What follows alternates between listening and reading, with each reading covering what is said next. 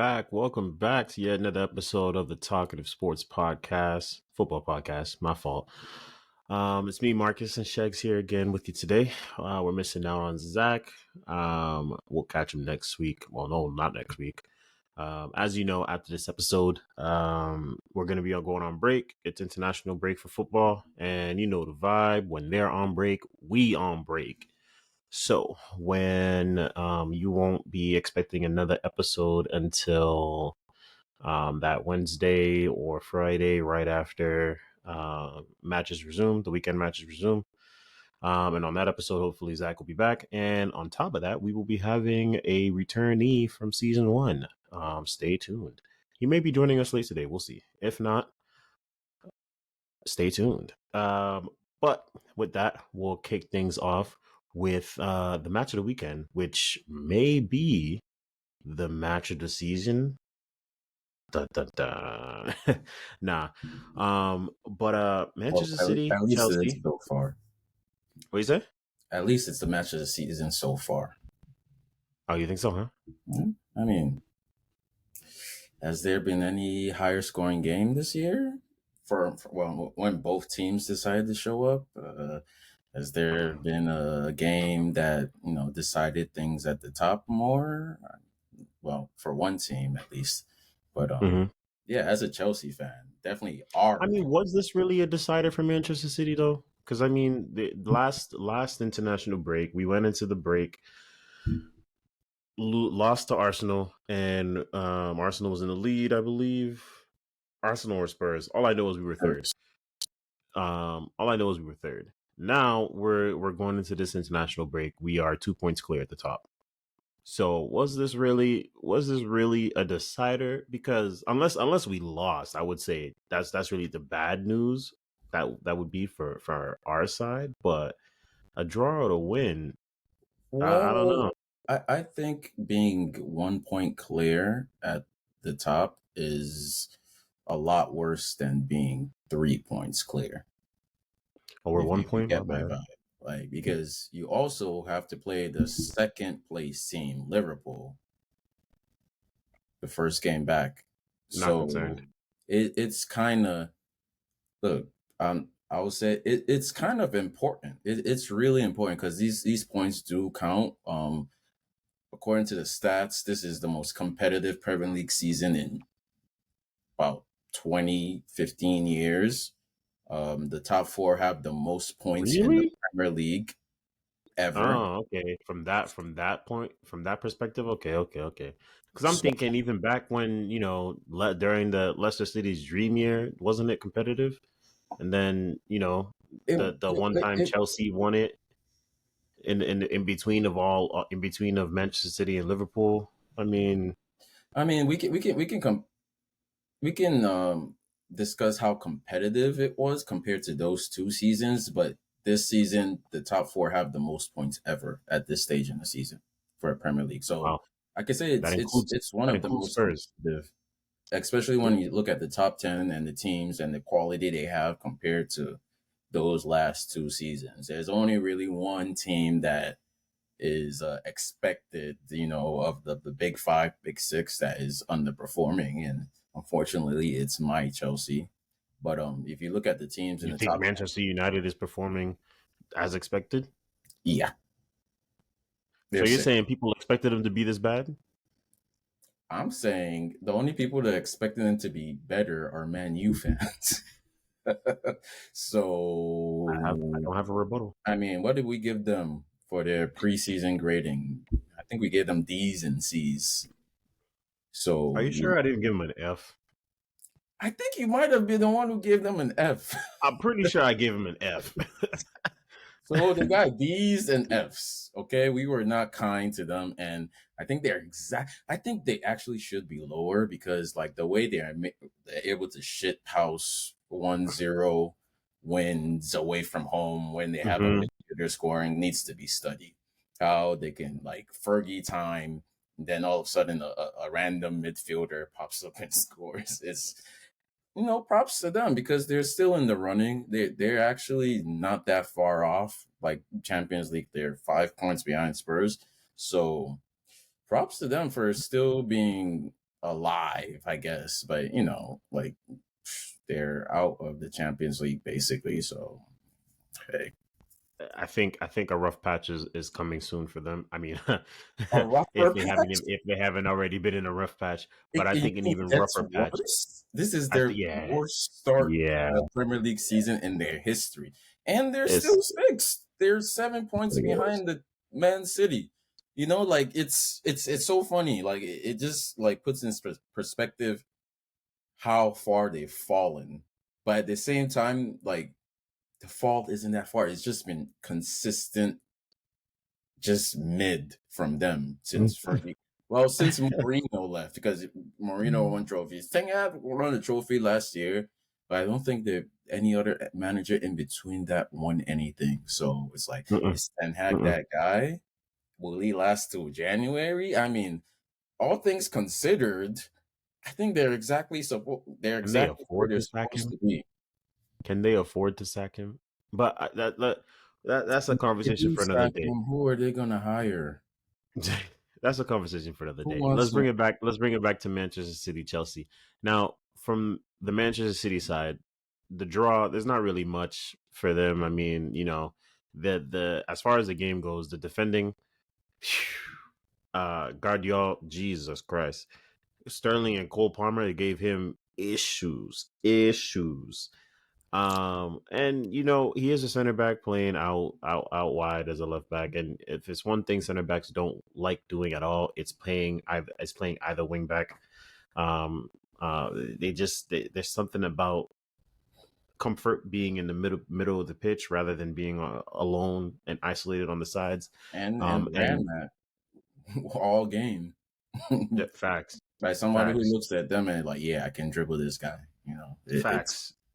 Especially when it's somebody like Sterling. Now, on the flip side, I guess one advantage Guardiola had was, he wasn't there at City when Sterling was there, so he should have been able to take advantage of that. But as the game went on, it was getting rougher and rougher. And to be honest, at times, although Ake has done a good job, I don't know if he would have.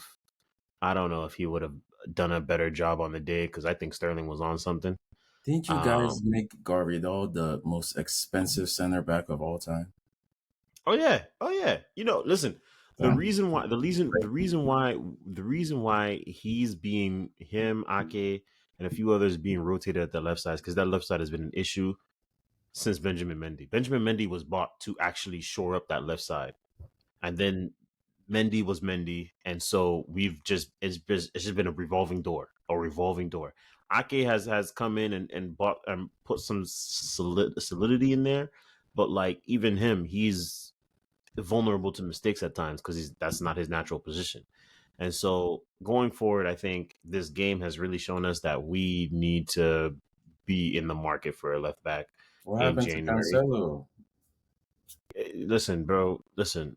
First off, Cancelo, he was he was prone to being counterattacked because he as much as he would go up, his defensive work rate wasn't as high as we'd like it.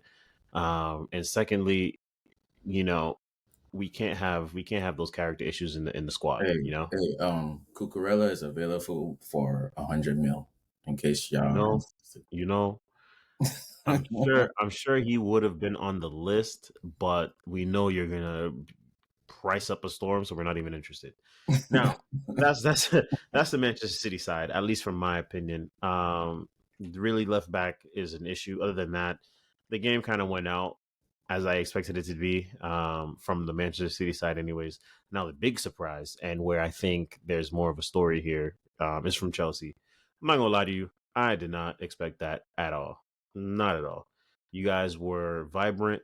You guys were sure. From the moment the whistle started and the kickoff was made, you were on it after it. Um,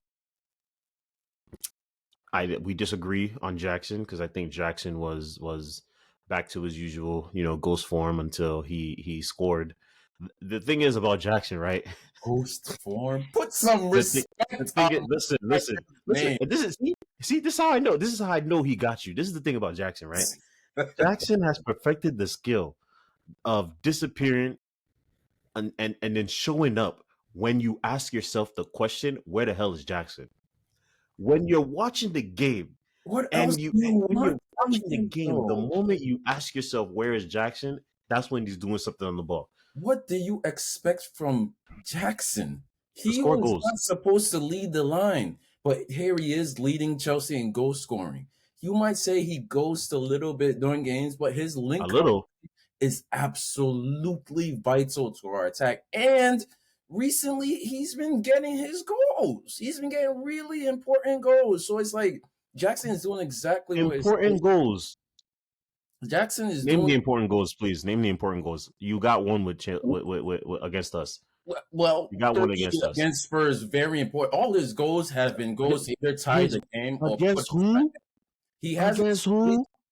Look, Jackson is not a stat pattern like Haaland, where he Oh, scored don't and give scored me that. 2-0 up. Like, come on, come on. Put Don't some give me that. on Jackson. Don't make me go look at the stats, because you know when I look at the stats, I come back with facts that prove that this guy is real. And by the way, let me just You know clarify. those stats are inflated because of Spurs. Let me just clarify something real quick. 9 men. Let me just clarify something. Okay, okay, 9 men. I know this was gonna come, but when Spurs won against 9 men Liverpool, well, we're looking at any of those guys like, oh, it's against 9 men. It doesn't count. Like, come on, you cannot I discount mean, the the guys, count the 20 the year. character. Hold on. The characters that won that game were the usual characters that were actually showing up all season. So there was nothing to question. But But still, all of a sudden, the guy that hasn't been showing up at all season, clarify my point real feasts quick. on 9 men, I want to and now all clarify. of a sudden he's doing his job. Can I clarify my point about Jackson? My fault. My Nicholas fault. Go ahead, finish. My Jackson fault. Go ahead, finish. is 21. This is Mm-hmm. just his second season in top flight Mm-hmm. football. He came Mm-hmm. from Senegal, is it, to Villarreal. He didn't really get on the radar to the second half of the season, and then Mm-hmm. boom, he's at Chelsea. Nobody expected Jackson to be leading the line at all. That was not. We were expecting him to play with either Kai Havertz or Nkunku and be the second striker for one of those two. Kai Havertz, thankfully, was bought by Arsenal, and now, okay, well, like, yes, let Jackson and Nkunku cook. But The way you fortunately, and there Zach was an have injury, and now we have Jackson being thrust into the spotlight. He is not any worse than, let's say, Darwin Nunes, who's actually, really, if you look at the stats, cooking. He is not any worse than Ivan Toney, who has zero. Darwin Nunes has been cooking lately. Don't compare him to Ivan Toney. Stop it. Armando Stop it. Stop Broja, who won that last penalty. He is better than Armando Broja. He's been there. Like, I think it's unfair to judge Jackson and expect him to be an elite goal scorer.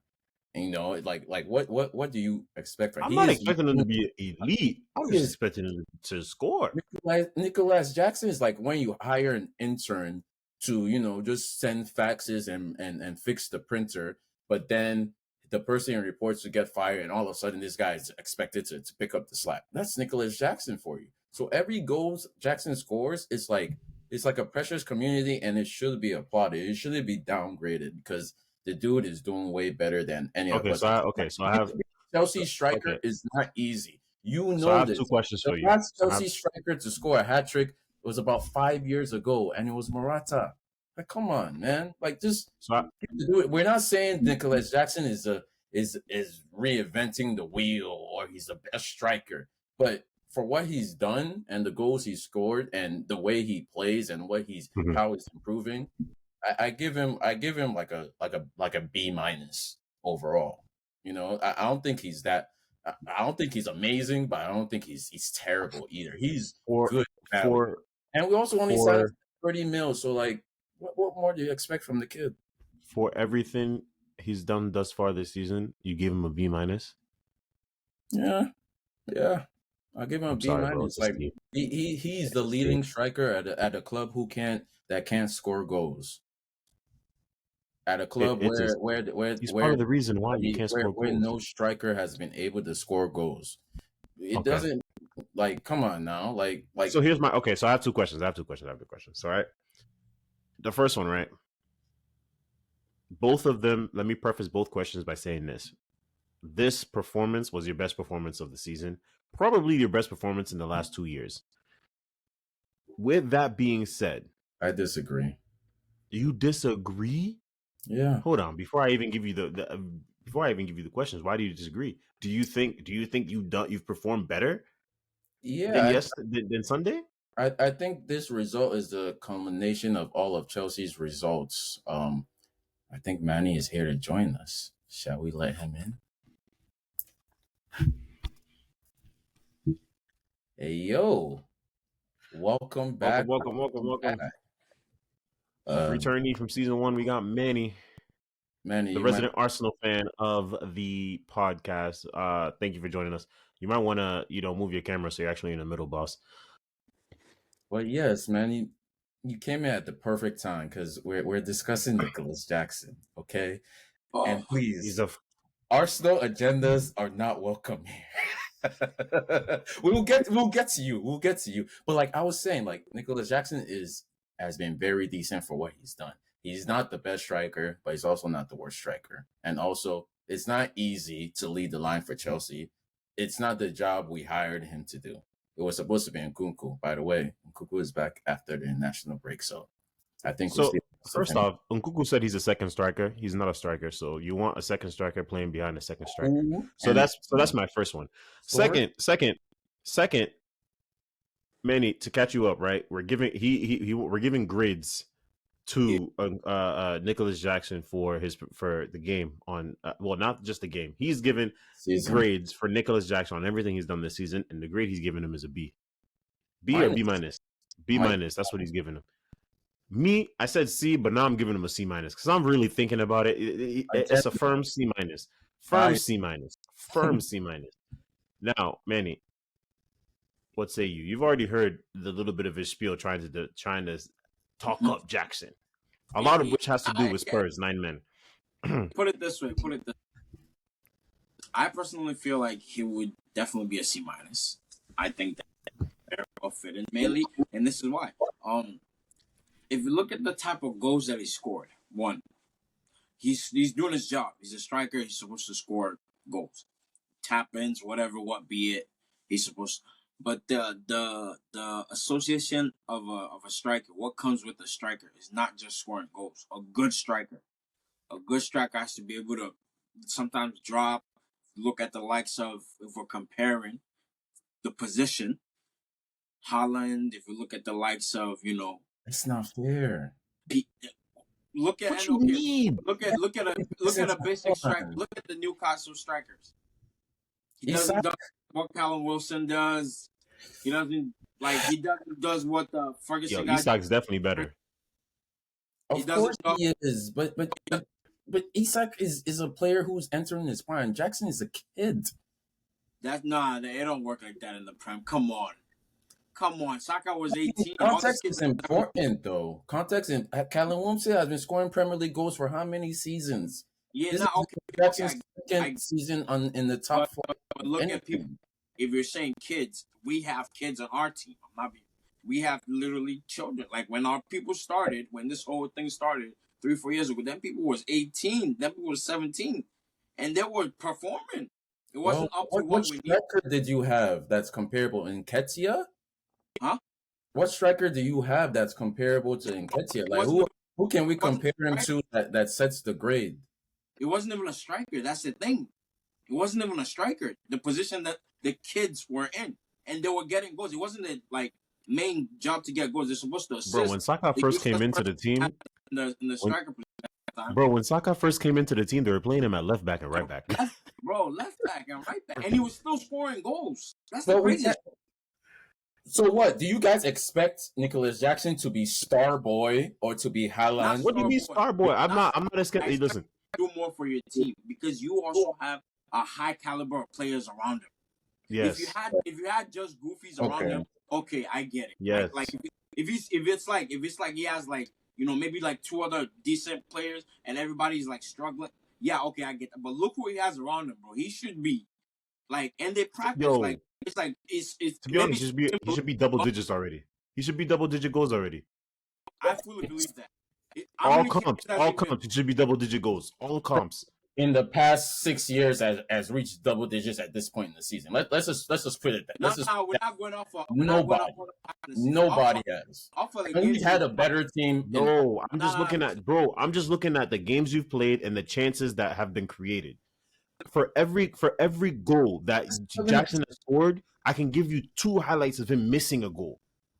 He has 7 expected goals. XG is 7. Yeah, Manny, shift the camera so you're in the middle, bro. It's not in the middle? No, yeah. You are not in the middle. It's because no. But look, I just think like as a Chelsea fan, our team is not complete. We're not cooking at 100%. So I don't expect Jackson to like really be killing it. I just appreciate him for what he's done. You guys rated him a C-. Honestly, I'm just gonna accept that because maybe my bias took it up to a B-. Maybe it's a C+. But give it a couple more games. That he's not the worst striker. Put it this way. He's also not the best, but he's definitely gonna get much better than what he. Put it this way. Give it to like the end of January, like because again, like now that he's gotten those tapping quote unquote goals, confidence is built a little bit. He's shooting now that like things is happening. So give it now. Maybe he's entering a little zone where he can really show what is worth to the team. And your team they're gelling too. You guys are you scored 4 goals against Man City. Like you guys are getting some type of form and gel. At the same time, you also gave up 4 goals at home. I mean, it is acceptable though. Like conceding 4 goals against the champions, I think we definitely outplayed Man City in that game. Crazy, that point because our goals against y'all were like we cooked to get those goals. Well, like at least 2 of your goals are just defensive mistakes, and that's just Chelsea. Right? 4 is acceptable. It's crazy. But here's my last question on the game, right? Away from specifically for Chelsea. So, is this performance and draw against the reigning champions a springboard for the future? Do you see you carrying momentum? We're back. Waving the flag. Waving the flag. I'm starting to think Chelsea are back right now. I am starting to think you're back. Like honestly, like I know I'm a fan. I'm biased, but I'm starting based on what I saw that game. Like I was nearly moved to tears when that Cole Palmer goal went in. I was like, oh God, we played so well. I'm gonna lose again. And we've had really good performances. We performed against Arsenal and we blew the 2-0 lead. Like it was like 67 minutes, and we're like, how are we in the lead right now? You didn't blow it, but we took it. So yeah, I mean, Sanchez blew it. He gave away the goal, and then we like capitulated. But we had that opening game against Liverpool, and we looked like we should have won so many games against top. The thing about Chelsea, I'll say, we play to the level of our opposition. If we play a good team, we somehow remember how to play well. When we play a Brentford, we get smacked. No, I told you. I said this in the group chat. You guys only know how to get up for the big boys. Anybody your level or below, it's done. It's a done deal. That is the learning curve with Chelsea right now with this project with Pochettino. I think we're only going to get better. We're still 10th. We've only won 4 games out of 12. Like, I can't. Like, I know I said Chelsea are back because I expect better from them. I expect better from Jackson, Sterling, everybody. By the way, I apologize for him, Sterling, but also I'm not sorry because oh my gosh, he is doing exactly what I wanted from him. Oh, he's cooking. So, hey, but here's the problem me and Zach had with you though. Did you see what he did to Doku? Oh my God, he cooked the person that's been cooking everybody else. No, yo. He forced Doku off the pitch, bro. We have to get him off. We have to get him off. He forced him off the pitch. No winger has done that in the last 3 years. Even when Kyle Walker played Mbappe, nothing like he locked Mbappe down. He dropped Kyle Walker. It's because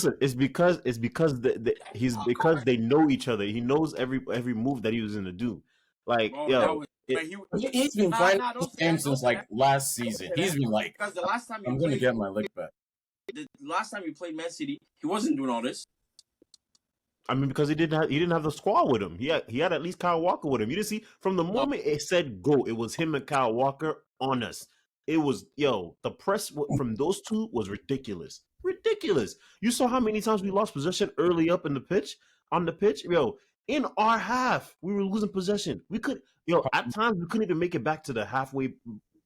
Man, Rodri was making uncharacteristic mistakes, and I'm just like, was it uncharacteristic or was it the press? I had to give credit where credit is due. Now, more of it. So, Manny, Man City, Chelsea, game of the season so far. I or is that anything else? Nah, that was tough.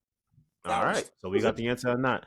Yeah, moving on to the biggest controversy of the season, probably, and one that I know is going to hurt dear Manny in his chest, seeing as he's the resident Arsenal fan. Reactions to what has been released, the VAR audio behind the Newcastle Arsenal goal.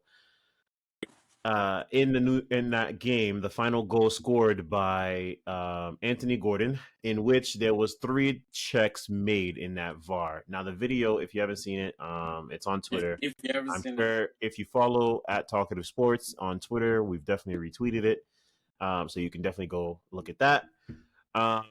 So now, if you don't want to listen to the 4-minute video, here's a quick rehash. So the 3 checks that needed to be checked. The ball went out at the corner line. There was a potential offside, and then there was a potential foul on Joelinton. Now, if you watch the video, they do mention a handball, but the handball wasn't checked because they could not, from all the angles they had, they couldn't tell where the ball went. They had a bad angle. There you go. So those are the 3 main things they checked. They could not find one. What is it? They said out of 89 camera angles that they had in the stadium, they could not find one. In the 4-minute video, they actually spent a long time cycling through the angles. That's really what took the check so long. Things like this happen in life. They do happen. So it's a crazy because first of all, it wasn't out of play and it wasn't offside. The foul that wasn't apparently according to people. Elaborate on how it wasn't out of play. So here's what if you watch the video, here's what they said.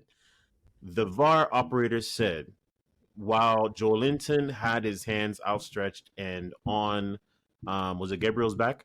Yeah, Gabriel's neck. On Gabriel's back. Head. He said that there was no. What do you say? Literally the back of his head, neck area. Back of his head, neck area. Now, the VAR operator said that there was not any physical evidence that he saw in any force that Joelinton put for Gabriel to fly away like the way he did. Basically, he said he flopped. Yeah. That's what he said. I'm not jacking that, respectfully. The reason I'm not jacking that is based off of pure physics. If 2 people are jumping, one, there's no way I'm jumping like this. Why am I jumping like this? If I'm not using force and I'm going up, my hand is not just stretched out like this. My hand is here. It's here. Like it's in a motion to jump. The person in front of me is jumping. I'm trying to get him out the way to get to this ball. I'm doing this. There's no physical explanation for it. The camera's caught it. Like why? Just hold the space so the ball came so he could send it over. Like this. It wasn't even like a chest. But apart from that, if you're in Gabriel's position, if you're just standing still and it pushes you, you're not flying like that. Even if you flop, you have to be in motion for you to get that kind of momentum that he got. Like, you have to be in motion. So, and why wouldn't Gabriel jump? He's a defender. He's a good. So do you think that they thought that the momentum from his own jump is what propelled him forward rather than the push? They just didn't want to give it. That's what it was. I think what they said is they don't have sufficient evidence. It caused too much controversy. Yeah, it was like an actual foul, or it was something that was obvious and that they needed to overturn. The same as the ball that went out of play. It was. Yeah, you explain your thoughts on that, Chevy. I think that honestly, first of all, 89 cameras and they can't get a good view, like a direct view. It's kind of overhead camera though. That's the thing. There's no overhead camera. Yeah, that's like 89 cameras. You don't have one directly above the touch line to. They don't have one. They don't have one. They just have a bunch of different ones from they have all angles except the one you need to account for the curvature of the ball. That's what they said in the video. It wasn't offside. We can put that one away. But the curvature of the ball, because of the keeper kept everybody on. Even the foul too. It's like do they need more cameras? Is that the It's solution not here? more Because cameras, but the view we saw, I know that how football works, even if it looks like it's yeah, out, if it's the whole ball has to be over the line out for the it to be out of play. And it did not look like the whole ball was over the line, knowing how physics works and how the line is going and the curvature of the ball. So I think that while it may have been a correct call, VAR still dropped the ball on that for the angles, how long it took them to decide, and just how VAR operates. Because it's like I'm not gonna lie, these guys are I running fully scared believe now, and they don't even trust themselves to make decisions. once they made the decision on the pitch, whatever it is that's going on between Arsenal and the ref department, once they made that decision, like they were like, they saw one, they saw two. Everybody was trying to delegate who was gonna make the decision to call something. Yeah, like nobody was Nobody was trying calling. to take responsibility, not Nobody was the being, referee on the pitch, not and the they're like, okay, we're just not gonna change the decision on the pitch on the pitch to avoid controversy. And now they didn't. In that moment, respectfully, I don't think they think that stuff is gonna get out like crazy. Nobody's thinking. But one of them caught it at the end and was like, I think somebody said like not again or something like that, or something like something of that sort. So they were aware of like something that's going on here. Like we're not speaking up. Like we should be doing something, but they let it go. That's why Arteta was like, bro, certain things is just like now it's just funny. If you see how many times Saka gets attacked and they just brush it off, brush it off, brush it off. Like, and we try, we keep the peace, but now it's like it's little things like this that cost you a season. I Like it's I definitely agree. So I think I might be on the opposite side here. So for this situation strictly alone, for the process of VAR, considering how bad they've been all season, I think they actually did a good job here. Now, for me personally, I thought that the only thing that needed to be checked was the foul call on Joe Linton. Watching it live, I thought it was a 50-50 call. I didn't think either way, if they called it for Arsenal or against Arsenal, I was not I was thinking, yo, it's football. Those type of things happen. I've seen it get called outside of the box.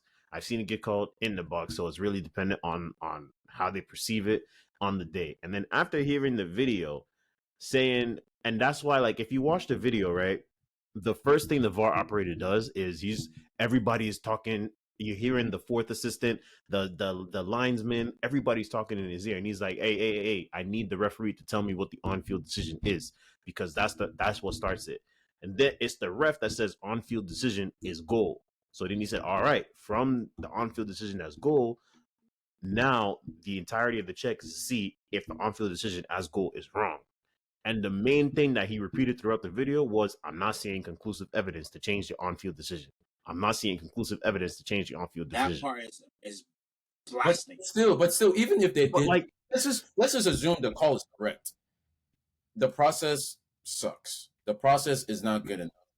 They don't have all the views they Yeah, need. it's And, not clear. and even it's like they need to set a standard that they adhere to. Because like, okay, if it's a 50-50 ball in the box, it's not like the referee flips a coin depending on what team he supports the most, you know? There has to be, like me personally, I'd say if it's a 50-50 in the box and it's not clear, award the goal, because that's better for football overall. But they need to establish that as a standard going forward, and they need to have it in every single game, and they need to be able to do it. Have you guys seen the pattern also that refs have against our team in the box? Like starting with the time of like when I don't know who we were playing. It was David Luiz, and David Luiz was running in front of somebody, and his cleats hit the knee, and they called it. I still don't get that, but that's a whole nother thing. But starting from respectfully in the box, we get even on our own box, we get penalty calls on us for what we wouldn't get on the other side. Like it's just very, and like in football it happens. You watch teams, it happens to people. It happens. Makes, but with us, it's very consistent. Yeah, before the advent of VAR, we would just say, "Oh yeah, the refs." We just live with it. But now that VAR exists, they like now. Me personally, I would gather all the heads of all 20 clubs and sue PGMOL. and sue them and sue the hell out of them. You have more people. I'm not understanding. Now, what would the lawsuit be, though? What would the lawsuit be? Damage, Malpractice? Like, what is it? Like They're not doing the right things. crimes They've been against football. crimes against football. Yeah, the standard of refereeing it affects everybody in the pyramid because like those are points. That's money for those clubs. That's money lost. It's like we need. you gets it too. We have the best league in the world. Like Arteta said. Now I don't agree with everything Arteta said. I don't think it was that much of a disgrace the way he was trying to Definitely was It not. is because the amount of time happened at this point. Hold on. I was waiting. Hold on. Wait. Shakes. Let me stop. Let me stop you real quick.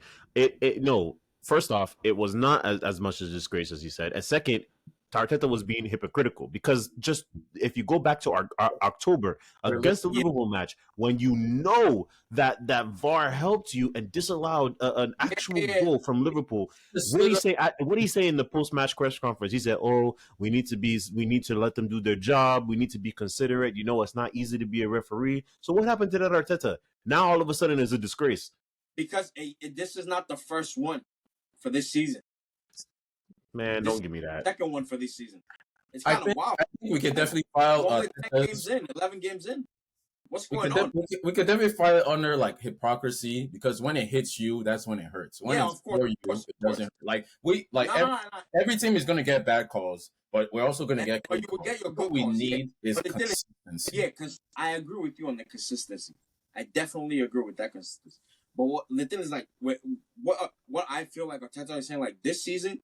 We got the good one, but like it's not only us that have gotten bad ones. Like in terms of the standard for the best league in the world, like if this was happening in La Liga, you'd hear it very obviously they have their own, they have their own downfalls and but actions. But if stuff like this was happening in France, it'd be very loud. Like but in England, it's consistent, and it's not just my personal team, Arsenal. Man, you gets it. Man, like everybody gets it. Like, I understand. I understand what you are saying, but that's not what Arteta said, and that's not what Arsenal said. Because Arsenal doubled down on Arteta on what Arteta said, and then now they sent a report to PGMOL, but all the examples that they put in the report was just Arsenal examples. Now, if you were truly talking about the whole league, why didn't you put all the league's examples in there? Why you only put Arsenal? Hold on, I started adding my side onto what I agree with. Okay. No, I thought you were discussing from Arsenal's point of view. I was just like... When I started saying France and up, that's on me. That's my personal. Okay. But the reason I felt Arteta said that is because it's happened to... it's happened to us a lot this year. It's happened in the past with manager Maguire, but this season, it's happened, and like it's happening now that it's like if it happened in the game and say the game ended like tied, or the game ended like 1-1 or whatever, or the game. Right. Nobody cares. Or they scored an actual goal, like another goal. Like we get that, but like this is like things that's like deciding the factor, like 3 points or not. Yeah, it literally decided who was top of the league. So I can understand why Arsenal are mad. I just think it needs to be. Players, there needs to be like everybody needs to realize they're on the same side against VAR. Like that part too. Like let's stop like taking it club by club. Like, oh, you did this against me, and then somebody says, oh, but they did this against me. No, VAR sucks. The ref sucks. Let's all come together and joint. We can say that here, but it's not going to be like that on the end. I think the issue with VAR, I don't think I don't think it sucks, right? I just think it's incomplete, right? Because what it is, all it did was just add another referee to the game. But if you, but here's the thing. If you add this the actual animated components, like the animated semi offside, like all the goal line technologies, that instead of keeping it within the goal line, if you add that same goal line technology to pretty much extend it to corner flag, so then another situation like this, so we know what. So what are you saying? They do it in the World Cup. That's the thing. That's the thing. So World Cup, VAR in the World Cup was perfect. If you could just take that and use it in the Premier League, that's it. Is it like a formal because of the location? They had more money in that country. But Like, here's the thing. I think it's more about PGMO. They just have too much power. We need to take the human element. The worst part about VAR is not like the goal line or the decision. It's that we still have a human element. That Yeah. things like if a ball is out of play shouldn't be up to the referees. It should just be a green or boom. red on his watch. Yeah. Boom. You know, Because think like technology do outside. that now. We don't need Also, human beings we need to need the robot to draw the line and send it to the referee instantly. Boom. not even just for offside. We need something to automate to be able to check who knocks balls out, because referees this season I've seen just giving goal kicks when it should be corners. I've Even seen that happen a lot like this you say, season. points of contact, like where the ball, like they have a chip. I think they had in the World Cup that will tell you exactly where it touches, and they had so many cameras that they could build a 3D model of the game and replay the game, and it's just the model. So it's like the Premier League needs to adapt that as soon as possible, and I mean, Especially if they use we I mean, this. every to have to have that stadium, to have that camera set up in every stadium. Talk Manchester United. The way those them guys don't want to invest. in the Luton Town. why Luton Town just came up. Luton Town just came up. Couldn't even play home games this season because their stadium wasn't ready yet to be at regular Premier League standards. So now if we sue the Premier League, they will have to pay for that to install in every stadium in England. Like that's on them. Yeah, the Premier League can do it. They have the money. Mhm. All the It's fines they got, they get. They have the money. Every time a Tete gets sent off, they make money off of that. you don't understand how much it would be, literally, because for some stadiums you'll have to actually add the infrastructure for you to even be able to install no, the the thing is security they would have to camera. get another. Though. That's But- necessary. They just have to make it happen. But put it like this, I think the way it's gonna roll out is gonna roll out with the top teams, like maybe the top 10 teams first. That's what it's gonna roll. Because respectfully, also if you say Luton top, if are they gonna be here next year? We don't know yet. Like they're doing. But that's another thing you have to consider. Because that's money the Premier League is using. Yeah, So if you're gonna do that, that means you have to do that like you you can't start with just a team. You have to do it division wide. Yeah, it has to be something that has to happen all at once. Other competitions lowered, but it has to start now. Like, look, if I'm pretty sure if you Premier League go to Chelsea, like, yo, you need 90 more cameras in your stadium. It's done. Todd Bowley is signing that check. Man City can afford it. Arsenal, Liverpool, the big teams that these decisions actually. Oh, I don't know about Liverpool. I don't know about Liverpool. I mean, let's be honest, man. I'm just being honest. Liverpool will pay that because they want to make sure. No, bro. Do you know who runs Liverpool? The father from Everybody Hates Chris runs Liverpool. The father from Everybody Hates Chris runs Liverpool. Them guys are so cheap, yo. If you told them you had a sale 3 for $1, they'd still try to get you to drop it down to 25 cents. That's how cheap they are. Yo, funniest thing I've seen this season is when Klopp went on the podium and said, "We want a replay." Boy, if you don't go sit down anyway, sit down somewhere. You want a replay? You fine men. Okay. All right. I think that brings us to the end of yet another episode. If you've been rocking with us for this long, as always, we appreciate you. And as I mentioned before, season 1 returnee Manny, he's here for the long haul. He's gonna be a regular schmegular addition going forward. Hey, you know what it is. You know the vibes. As always, like, comment, subscribe, share with your friends, family, all that good stuff. If I haven't mentioned it before, we are now available on all your favorite podcasting places, Apple Podcasts, Spotify, all that good stuff. So take us wherever you go, even at work. And last, as I mentioned again, international break. When they on break, we on break. We won't see you again until the first week after games resume. And with that, that's it. We'll catch you on the next one.